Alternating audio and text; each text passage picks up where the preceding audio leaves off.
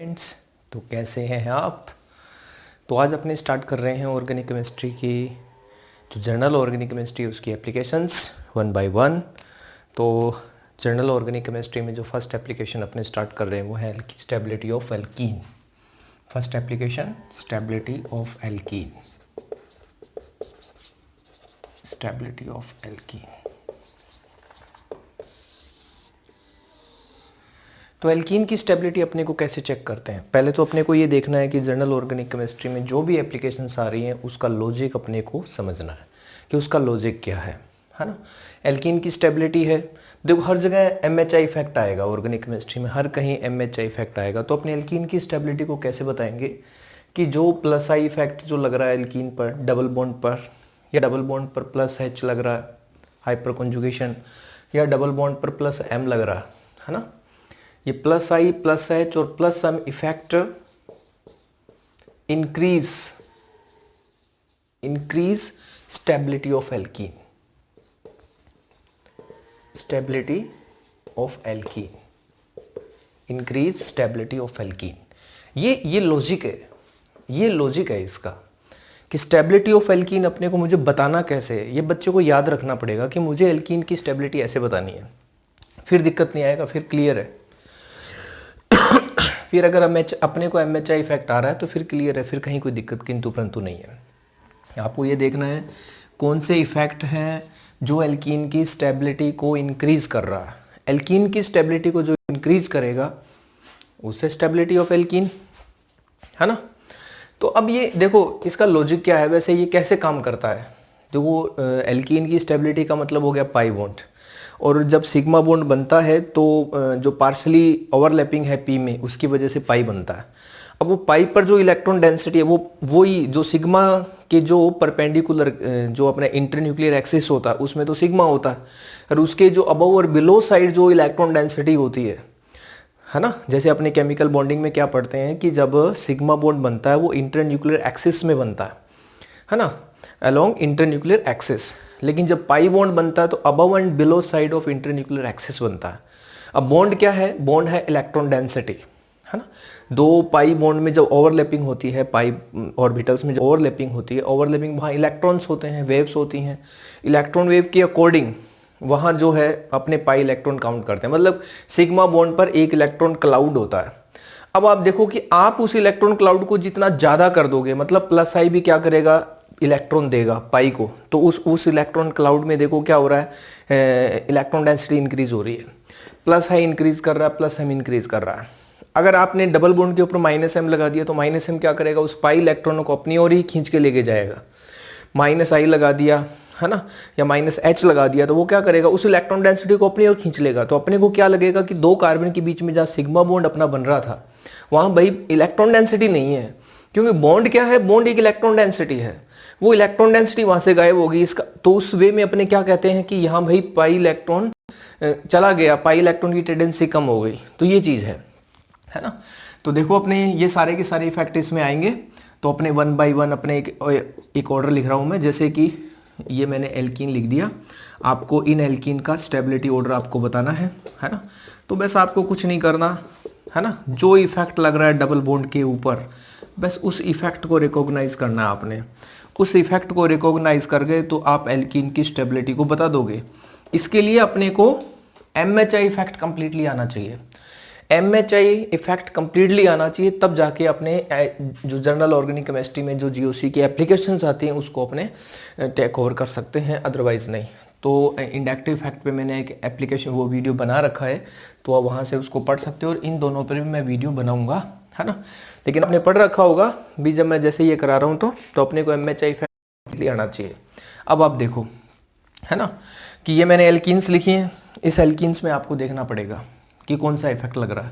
देखो इस पर कोई इफेक्ट नहीं है ना। इस पर देखो अल्फा हाइड्रोजन। अब ये जो ग्रुप होता है ना, ये एल्काइल ग्रुप है ना, ये जो एल्काइल ग्रुप है उसको मैं यहाँ लिख लेता हूँ और मैं इसके टोटल इफेक्ट बताता हूँ आपको भी, इस मॉलिक्यूल में, इस प्रोपीन में कौन कौन से इफेक्ट आ रहे हैं, है ना। ये एल्काइल ग्रुप, इसका आपने देखा होगा प्लस आई भी आ रहा है, और देखो कि अल्फा हाइड्रोजन एल्कीन पर हाइपर कॉन्जुगेशन लगाता है तो प्लस एच आ रहा है। अब दो इफेक्ट है, बच्चा सोचता है कि प्लस आई है, प्लस एच है, तो मुझे कौन सा यूज करना है?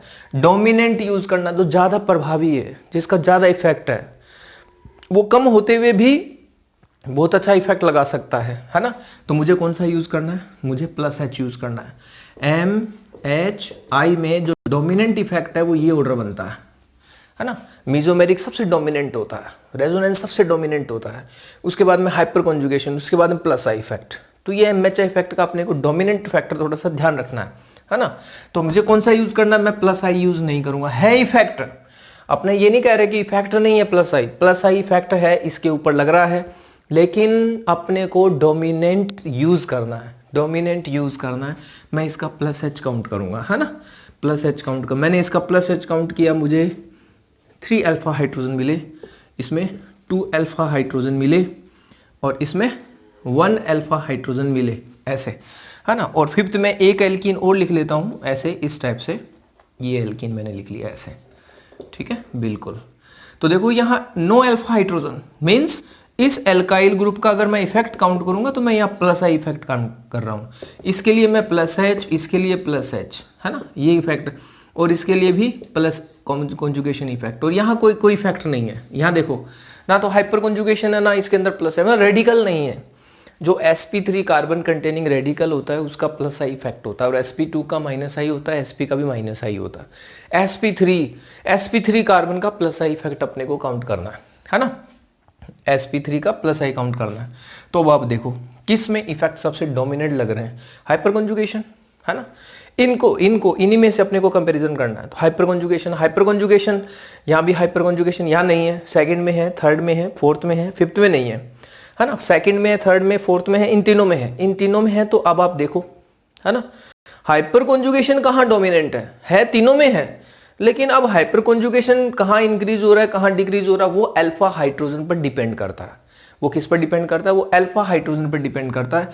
नंबर ऑफ अल्फा हाइड्रोजन जितने ज्यादा होंगे, आपका हाइपर कॉन्जुगेशन उतने ही ज्यादा इलेक्ट्रॉनों को दूसरे ग्रुप की ओर पुश करता है ना। इसका मतलब जो सेकंड है, इस डबल बॉन्ड के ऊपर इलेक्ट्रॉन डेंसिटी सबसे ज्यादा है ना। आप ये देखो कि जो अपने टोटल जो जीशे है ना, वो अपने को ये जो है अपना जो ऑर्गेनिक केमिस्ट्री का जो है इंट्रोडक्शन जो भी है ना, तो ये टोटल अपने को क्या बताता है कि इलेक्ट्रॉन किस ओर फ्लो कर रहे हैं, इलेक्ट्रॉन कहाँ जा रहे हैं, कैसे जा रहे हैं। तो सबसे ज्यादा ये आ गया सेकंड, फिर आपका थर्ड के बाद में फोर्थ। यहाँ हाइपर कॉन्जुगेशन था, तो मैं इनमें नंबर ऑफ अल्फा हाइड्रोजन के अकॉर्डिंग मैंने डिसाइड कर लिया। अब सेकंड और फिफ्थ में, फर्स्ट और फिफ्थ में देखो, फर्स्ट और फिफ्थ यहाँ प्लस आई नहीं है, लेकिन यहाँ प्लस आई है, तो ये फिफ्थ हो गया और उसके बाद में फर्स्ट हो गया। देखो ये ऑर्डर बनेगा ऐसे, एल्कीन का स्टेबिलिटी ऑर्डर।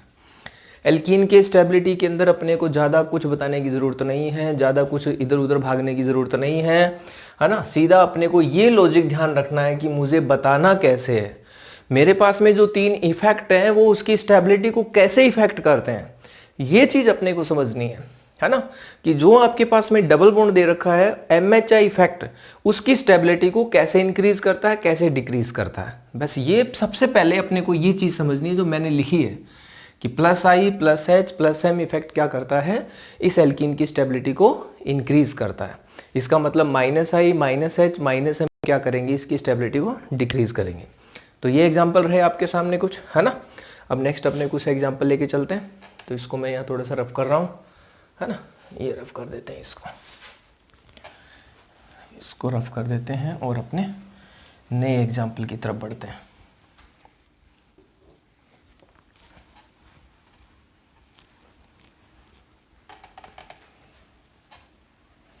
ठीक है, तो इसमें हमने इसको गीला करना थोड़ा सा ज़रूरी है। हाँ, तो नेक्स्ट एग्जाम्पल अपना सेकंड एग्जाम्पल एल्कीन का स्टेबिलिटी का, है ना। आप देखना बहुत अच्छा एग्जाम्पल, अपने सेकंड एग्जाम्पल जो है बहुत अच्छा एग्जाम्पल है। इसमें अपने काफ़ी एल्कीन्स इन्वॉल्व करेंगे, है ना, जिसमें सिस ट्रांस वाला भी कंसेप्ट आएगा, है ना। और ये मैंने सिस एल्कीन यहाँ पुट कर दी ऐसे, ये सिस एल्कीन, और यहाँ मैंने ट्रांस एल्कीन पुट कर दी ऐसे। और ये जो नेक्स्ट है फिफ्थ पे मैंने आइसोब्यूटाइलीन पुट कर दिया यहाँ, ये आइसोब्यूटाइलीन, है ना। ये मैं ग्रुप लगा देता हूँ तो आपको क्लियर रहेगा ये, एक ये ग्रुप आ गया ऐसे, है ना। ये बहुत मतलब ये जो 3 है ना, थर्ड, फोर्थ और फिफ्थ, ये बहुत इंपॉर्टेंट है ना। वही काउंट करते हैं, कोई प्लस आई फैक्टर नहीं है इसके ऊपर, है ना। और यहाँ 3 अल्फा हाइड्रोजन, और यहाँ 6 अल्फा हाइड्रोजन, और यहाँ 6 अल्फा हाइड्रोजन, और यहाँ 6 अल्फा हाइड्रोजन, देखो, है ना। यहाँ 0 alpha hydrogen, no plus I and no hyperconjugation. First structure में ना तो हाइपर कॉन्जुगेशन इफेक्ट है आपका, और ना यहाँ इसके अंदर इंडक्टिव इफेक्ट है। तो इसमें अब इनमें देखो तीनों में 6 अल्फा हाइड्रोजन आ रहे हैं, तो यहाँ अपने कैसे एल्कीन की स्टेबिलिटी को अपने कैसे डिसाइड करें। देखो आप ध्यान दो कि जैसे ही आप इसको इस तरफ लेके जाते हो, हाइपर कॉन्जुगेशन कैसे अप्लाई होता है, मैं यहाँ थोड़ा सा इधर बता दूं आपको। हाइपर कॉन्जुगेशन अपना इस तरीके से अप्लाई होता है कि जब अल्फा हाइड्रोजन होता है ऐसे, ये 1 अल्फा हाइड्रोजन मैंने शो कर दिया, तो आपका पाई इलेक्ट्रॉन इस तरफ जाके ऐसे हाइपर कॉन्जुगेशन अप्लाई होता है ना, इस तरीके से ये जो सिग्मा बॉन्ड के जो दोनों इलेक्ट्रॉनों की जो डेंसिटी है वो इस डबल बॉन्ड की तरफ अट्रैक्ट होती है इस टाइप से। तो आप देखो जैसे ये इस तरफ जाएगा तो ये भी अप्लाई कर पा रहा है और ये भी अप्लाई कर पा रहा है ना। जैसे ही पाई इलेक्ट्रॉन उस तरफ मूव करेंगे तो ये 6 के 6 अल्फा हाइड्रोजन ऐसे सीधे के सीधे उसके अप्लाई हो रहे हैं। लेकिन यहां देखो कि अगर मैं इस तरफ लेके जा रहा हूं तो देखो ये 3 ही ऐसे अप्लाई हो पाएंगे, ये नहीं अप्लाई हो पाएगा, है ना। तो मतलब यहां मैं ये कहता हूं कि ये इसकी एक्सपेंड कंडीशन है ना, हाइपर कॉन्जुगेशन की। ये मैं नेम देता हूं इसको क्रॉस कंडीशन है, कि यहाँ 6 अल्फा हाइड्रोजन की एक्सपेंड कंडीशन है कि तीनों 6 के 6 जो है वो एक साथ ऐसे अप्लाई हो सकते हैं, जबकि यहाँ क्रॉस कंडीशन बन गई। तो ये बहुत इंपॉर्टेंट पॉइंट है एल्कीन की स्टेबिलिटी का, कि एक क्रॉस कंडीशन और एक एक्सपेंड कंडीशन को अपने को रिकॉग्नाइज करना आना चाहिए। वही क्रॉस कंडीशन इसमें है, अगर मैं इनको इस तरफ लेके जाऊंगा तो ये जो 3 अल्फा हाइड्रोजन है वही पार्टिसिपेट कर पाएंगे, और इसमें एक ही साइड अल्फा हाइड्रोजन है तो इसमें कोई चक्कर नहीं है, इनका अपने को देखना है। तो भाई मुझे लग रहा कि सबसे ज्यादा जो इफेक्टिव हाइपर कॉन्जुगेशन है वो 5th में है, इसलिए मेरा आंसर क्या हो जाएगा यहाँ 5th वाला सबसे स्टेबल एल्कीन हो गई। अब इन दोनों में तो क्रॉस कंडीशन है, यहाँ भी क्रॉस कंडीशन है ना। तो अब मैं इन दोनों में कैसे डिसाइड करूं, हाइपर कॉन्जुगेशन सेम है, दोनों में क्रॉस कंडीशन है, कैसे डिसाइड करूं। तो आपने जियोमेट्रिकल आइसोमेरिज्म में पढ़ा होगा कि जो सिस एल्कीन है वो लेस स्टेबल होती है। क्यों? क्योंकि ये जो बॉन्ड लेंथ होती है L1 और ये जो इधर बॉन्ड लेंथ होती है L2, तो L2 ये ग्रेटर देन होती है, ये लेसर है ना, लेसर देन L2 है ना। तो ये डिस्टेंस कम होगी तो इन ग्रुप में क्या होता है, रिपल्सन की वजह से इसकी स्टेबिलिटी कम हो जाती है। इसलिए मेरा आंसर यहाँ 4th आएगा, क्योंकि सिस के कंपैरिजन में जो ट्रांस है ना, वो मोर स्टेबल होती है। तो यहाँ आपको जो फिजिकल प्रॉपर्टीज में अपने पढ़ते हैं, जियोमेट्रिकल आइसोमेरिज्म की जो फिजिकल प्रॉपर्टीज अपने पढ़ते हैं सिस और ट्रांस की, उस कंडीशन में अपने काउंट करते हैं कि जो सिस है उसमें जो बल्कि ग्रुप है वो एक ही तरफ आ जाते हैं, इस वजह से उसमें रिपल्सन ज्यादा होता है। रिपल्सन ज्यादा होने की वजह से उसकी स्टेबिलिटी क्या हो जाती है, कम हो जाती है। इसलिए मैंने ट्रांस को पहले रखा, सिस को बाद में। यहाँ 3 अल्फा हाइड्रोजन था तो सेकंड आ गया, फर्स्ट में ऐसा कुछ नहीं था, तो ये देखो ये ऑर्डर बन गया। एलिफेटिक एल्कीन की स्टेबिलिटी को आपने देखा पहले एग्जाम्पल में। अब अपने साइक्लिक एल्कीन की स्टेबिलिटी को लेके चलेंगे, है ना। तो अपना थर्ड एग्जाम्पल, फर्स्ट ये आ गया, और यहाँ मैं आपको एक क्रॉस कंडीशन वाला एग्जाम्पल भी दे दूंगा साथ में।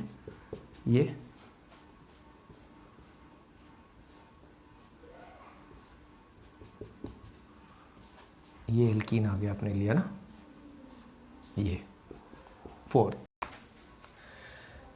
तो नेक्स्ट एग्जाम्पल मैं लिखूं तो आप इसको करने की कोशिश करो अपने हिसाब से कि आप इसको कैसे कर पाओगे। और एक अच्छा एग्जाम्पल मैं लिख रहा हूँ यहाँ,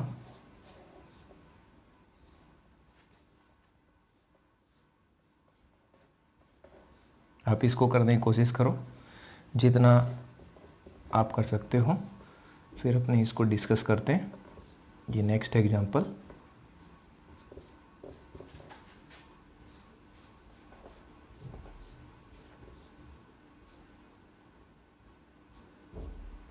ये लो।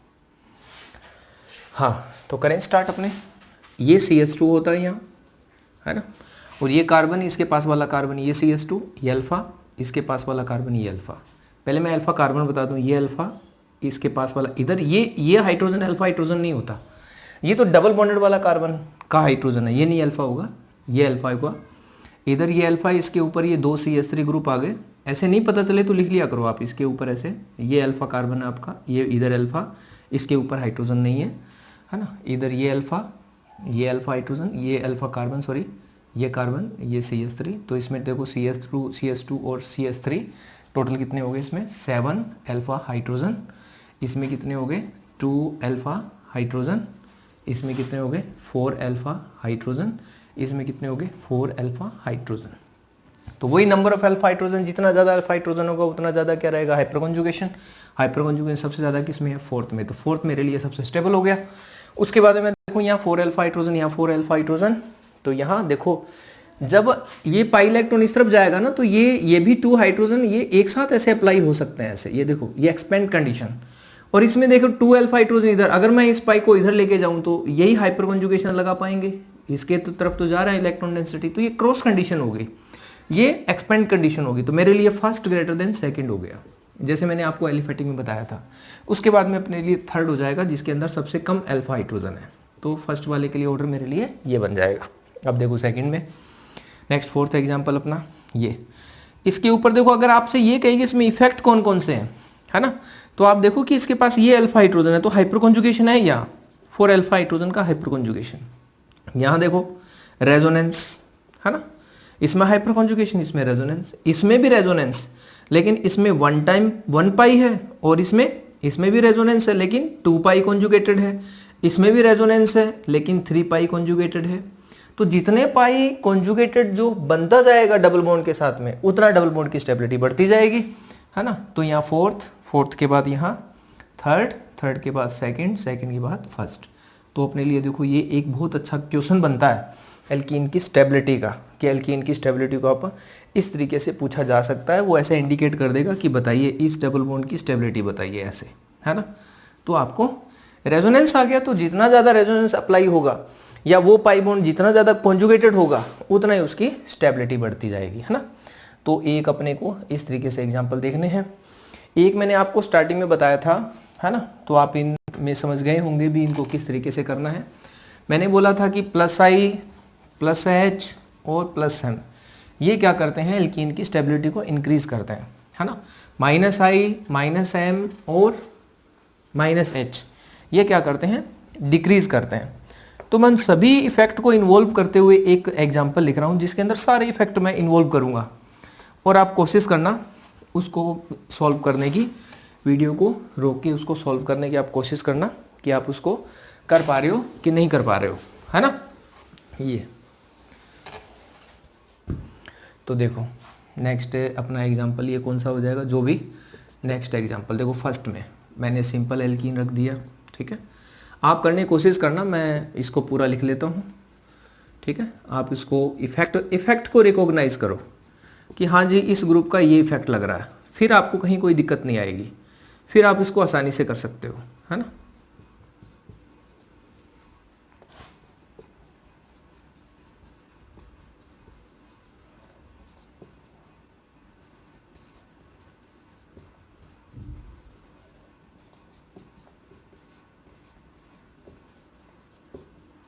ये लो, ठीक है। और एक एग्जांपल और CCl3 CH double bond CH2।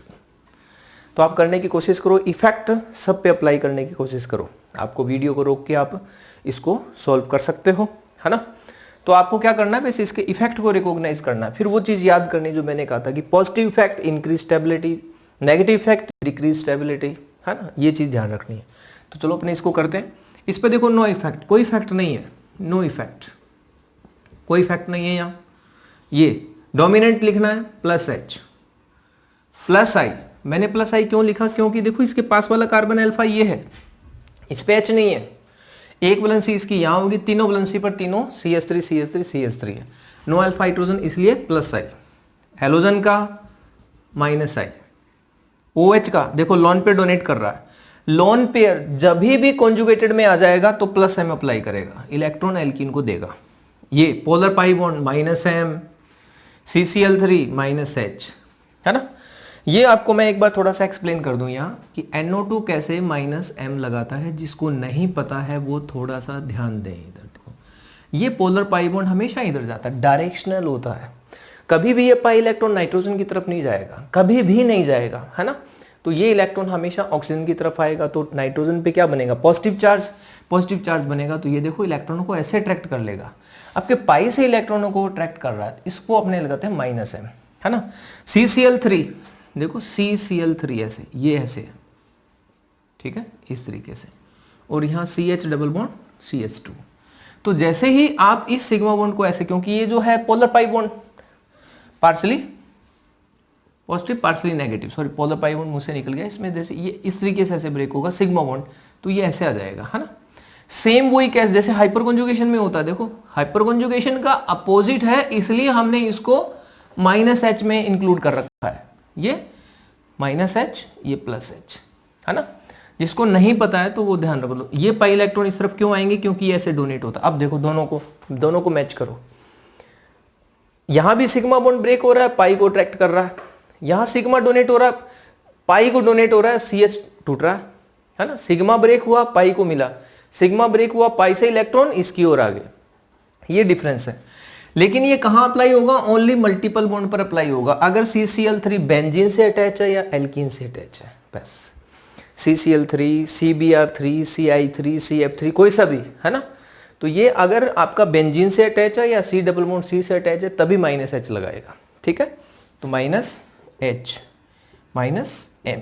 हाँ, अब अपने ऑर्डर बनाते हैं। अपनी क्या टेंडेंसी है, इलेक्ट्रॉन मिलने चाहिए। किसको इलेक्ट्रॉन मिलने चाहिए भाई, इलेक्ट्रॉन मिलने चाहिए डबल बॉन्ड को। तो पॉजिटिव इफेक्ट किस किस में है, ये देखो positive effect +H +I +M, सबसे डोमिनेंट इफेक्ट +M। ये देखो ये +M वाला मैं लिख रहा हूँ साथ साथ इफेक्ट +M। उसके बाद में कौन सा होता है +M के बाद में +H कहाँ है, +H, ये रहा +H, ये एल्कीन आ गया, है ना, इसका +H। इसके बाद में कौन सा +I, देखो ये रहा +I, थर्ड +I, है ना। अब देखो उसके बाद में without negative effect, no effect, ना पॉजिटिव इफेक्ट ना नेगेटिव इफेक्ट, फर्स्ट। उसके बाद में फर्स्ट, उसके बाद अब नेगेटिव इफेक्ट कौन सा, जो सबसे वीक मेरे को लेना है, क्योंकि अगर सबसे स्ट्रॉन्ग ले लूंगा तो वो एल्कीन की स्टेबिलिटी तो सबसे कम होगी। तो वीक सबसे नेगेटिव इफेक्ट में सबसे वीक कौन सा होगा, -I, फिर -H, फिर -M। तो -I कहाँ है, -I ये रहा, है ना, ये 4th। उसके बाद में -H कहाँ है, ये रहा 7th, ये -H। उसके बाद में कौन सा है, ये 6th -M, ठीक है। तो -M -H और -I, ये देखो ये ऑर्डर बन गया ये। तो देखो इस ऑर्डर में काफ़ी कुछ चीज़ें इन्वॉल्व हो गई। अगर आप इस ऑर्डर पे ध्यान देते हो तो फिर कुछ बाकी नहीं रह जाता। अपने को क्या चीज़ों को सीखना होता है। स्ट्रक्चर ये इन्फिनिटिव बनती है, एग्जामिनर कैसे भी स्ट्रक्चर डिजाइन कर सकता है, आपको तो बस वो इफेक्ट अप्लाई करना है ना। तो उसके लिए अपने को चाहिए भी, अपने को MHI इफेक्ट है वो सबसे स्ट्रॉन्ग आना चाहिए, है ना, ये है। तो एक एग्जाम्पल मैं आपको और करवाता हूँ, है ना, जिसको अपने बेंजी रिंग से अटैच करते हुए चलेंगे, है ना, बेंजी रिंग से अटैच करते हुए। तो उम्मीद है कि आपने इससे कुछ सीखा होगा, है ना। यही कोशिश है कि आप इस वीडियो लेक्चर से कुछ ना कुछ सीख लो। तो एक एग्जांपल मैं आपको बेंजी रिंग के साथ में इन्वॉल्व करते हुए बताता हूँ, ठीक है, उसको अपने कैसे हैंडल करेंगे ये। तो नेक्स्ट एग्जांपल बेंजी रिंग, देखो बेंजी रिंग से ऐसे अटैच होगा। तो बेंजीन का जो कॉन्जुगेशन है वो है, और यहाँ मैंने ग्रुप लगा दिया OH, ये फर्स्ट, है ना। इसके लिए थोड़ा सा आपका नॉलेज थोड़ा सा अच्छा होना चाहिए MHI इफेक्ट को लेकर, और इस तरीके के एग्जांपल आपने पढ़े होंगे, आपने किए होंगे। फिर भी मेरी कोशिश है कि आप इससे अगर कोई डाउट है तो हो सकता है दूर हो जाए। और आपको जो मैंने एग्जांपल कराए हैं बहुत चुनिंदा एग्जांपल है, फिर इसके आप कर लोगे तो आप डेफिनेटली मॉड्यूल्स के क्वेश्चन भी कर जाओगे आप। इतनी बड़ी बात नहीं है, ये इतना कोई वो नहीं है टॉपिक, ठीक है ना। मॉड्यूल के क्वेश्चन आप, कोई भी मॉड्यूल आपके पास, तो एल्कीन की स्टेबिलिटी के क्वेश्चन आप कर जाओगे बिल्कुल डेफिनेटली। तो कोई किंतु परंतु नहीं रहेगा। मॉड्यूल कोई सा भी है आपके पास, है ना, एलन का है, रेजोनेंस का है, कोई सा भी मॉड्यूल है उसके क्वेश्चन आप कर जाओगे। देखो अब ये जो आपका ऊपर पाई बॉन्ड दे रखा है, इसकी स्टेबिलिटी अपने को बताना है, और ये बेंजीन के साथ कॉन्जुगेशन में है। तो बेंजीन के पास में जो 3 पाई का कॉन्जुगेशन है वो इसको मिल रहा है ना। लेकिन ये जो ग्रुप है ये उस 3 पाई के कॉन्जुगेशन में क्या इफेक्ट डाल रहे हैं, है ना, क्योंकि इसको इलेक्ट्रॉन तो ऐसे मिल रहे हैं, ये कॉन्जुगेशन मिल रहा है इसको ऐसे। अब ये कॉन्जुगेशन जो है वो डिक्रीज हो रहा है इंक्रीज हो रहा है, वो इस ग्रुप पे डिपेंड करता है। तो वही इस ग्रुप के इफेक्ट प्लस एम इफेक्ट है ना, plus H effect minus I effect minus M effect. ये देखो ये पोलर पाई, मैंने अभी कहा डायरेक्शनल मूवमेंट होता है इसका। ये पाई इलेक्ट्रॉन हमेशा पोलर पाई बॉन्ड पकड़वा, पोलर पाई बॉन्ड है ना, C double bond N, C double bond O, N double bond O है ना, C triple bond N cyanide. तो ये देखो ये तो इलेक्ट्रॉन डेंसिटी डिक्रीज कर रहा है, ये माइनस आई ये भी डिक्रीज कर रहा है, ये इंक्रीज कर रहा है, ये इंक्रीज कर रहा है ना। तो सबसे ज़्यादा इंक्रीज कौन कर रहा है, प्लस एम, फिर कौन कर रहा है, प्लस एच, फिर देखो यहाँ कोई नेगेटिव इफेक्ट नहीं है आपका जो फिफ्थ है ये। उसके बाद में डिक्रीज कौन कर रहा है, माइनस आई, फिर डिक्रीज कौन कर रहा है, माइनस एम। ऐसे ऑर्डर बनेगा अपना है ना। देखो प्लस एम सबसे पहले, फिर प्लस एच आ गया, कोई नेगेटिव नहीं, इस पे नेगेटिव, इस पे माइनस एम। तो ये एल्कीन की स्टेबिलिटी का ऑर्डर है ना। तो ये एग्जाम्पल आप थोड़ा सा पढ़ सकते हो, फिर भी अगर आपको डाउट रहे तो आप कमेंट में आप बता सकते हो है ना। इस वीडियो को आप शेयर कर सकते हो, अगर आपको अच्छा लगा तो आप इसको शेयर कर सकते हो, लाइक कर सकते हो। तो उम्मीद है कि आपका ये वीडियो आपके लिए हेल्पफुल रहेगा है ना। तो थैंक यू। नेक्स्ट अपने टॉपिक लेके आते हैं, नेक्स्ट एप्लीकेशन जीओसी की। ओके।